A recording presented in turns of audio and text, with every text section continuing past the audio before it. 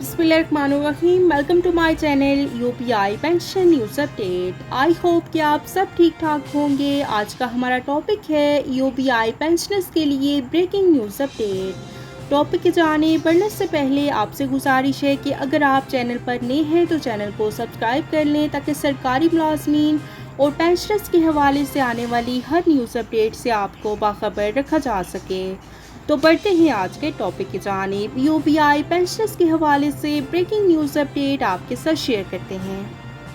मजदूरों की मुनाफे की तकसीम की स्कीम में भी बहुत से मसाइल का सामना किया जा रहा था, लेकिन वो जुज़वी तौर पर हल कर लिया गया है।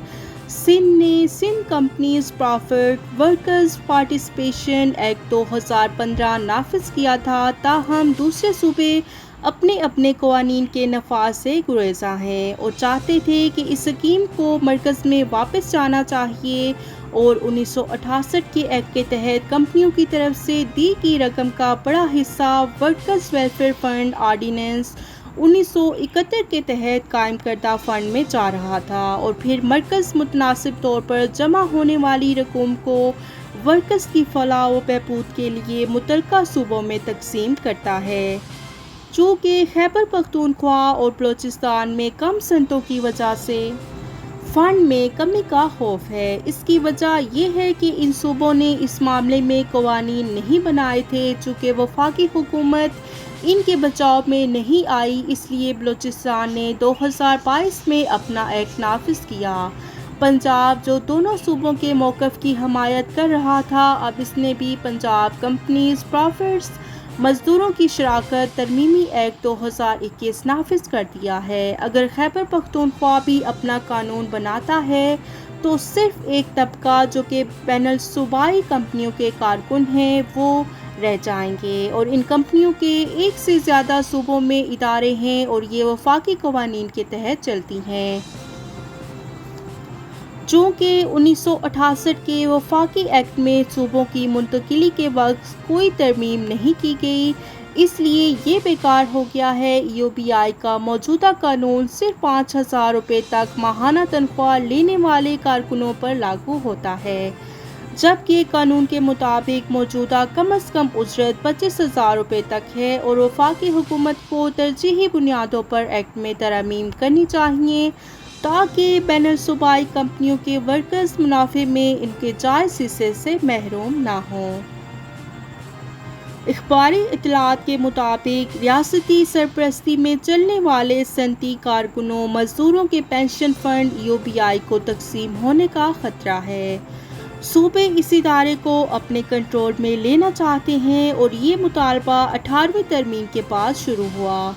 सियासी रहनुमा और ख़ास करके अवामी नेशनल पार्टी और पीपल्स पार्टी इस पर फ़ख्र करती है कि उन्होंने 18वीं तरमीम के ज़रिए सूबाई खुद मुख्तारी का मसला हल कर दिया है, लेकिन उन्होंने मज़दूरों के मसाइल को सामने नहीं रखा और ना ही अपने अपने सूबे में मज़दूरों के लिए कुछ किया है। इसलिए आज ये बहरान दरपेश है और सूबा खैबर पख्तूनख्वा की सूरत हाल पर अगर गौर किया जाए तो वाकई ही मज़दूरों की तशवीश में वज़न है। ये सूबा तो मेहनत कश और ख़ाम माल पैदा करने वाला सूबा हो सकता है, लेकिन कारखाने यहाँ नहीं हैं। जो थोड़े बहुत कारखाने बने थे उनके मालकान ने सरकारी बैंकों का कर्जा हड़प किया और फिर अपने कारखाने बंद कर दिए। अब चूँकि यहाँ पर बहुत सी वजूहात की बिना पर कारखाने नहीं हैं, इसलिए मज़दूरों की फलाह बहबूद के लिए पैसे भी नहीं हैं।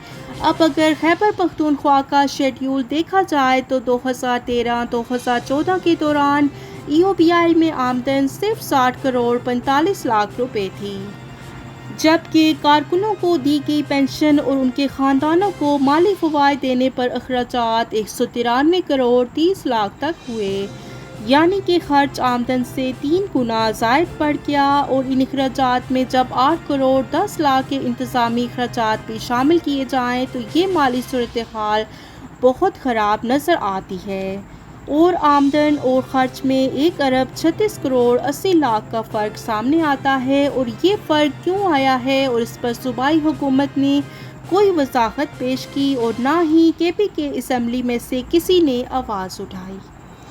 اور بلوچستان میں یہ فرق تقریباً 1 کروڑ روپے سے زائد بنتا ہے، اور اس سے ثابت ہوتا ہے کہ دونوں چھوٹے صوبے اس قابل نہیں ہیں کہ یہ EOBI کو چلا سکیں، اور مزید پینشنرز کی شمولیت سے یہ فرق مزید بڑھتا جائے گا، اور ان صوبوں میں وزیروں، بیوروکریسی اور سرکاری ملازمین کے احتساب کی کوئی بھی روایت نہیں ہے۔ پنجاب کی حکومت اگر EOBI کے اپنے حصے کے فنڈ کا مطالبہ کر رہی ہے تو وہ حق پر ہے، کیونکہ پنجاب میں کافی صنعتیں ہیں اور اس طرح فنڈ بھی کافی ہوگا۔ ان کے مزدور کی حالت تو بدل جائے گی، اور ہمارے صوبے کے مزدوروں کا کیا ہوگا؟ حکمرانوں، ممبران پارلیمنٹ سے درخواست ہے کہ کارکنوں، ضعیف العمر پینشنرز اور ان کے بیواؤں، یتیم بچوں اور معذور لوگوں کی فلاح و بہبود کو مد نظر رکھتے ہوئے یہ فیصلہ کیا جائے کہ وفاقی حکومت اس اسکیم کا نظم و نسق بھی سنبھالے گی اور اس ادارے کو ایک قومی ادارے کے طور پر چلائے گی۔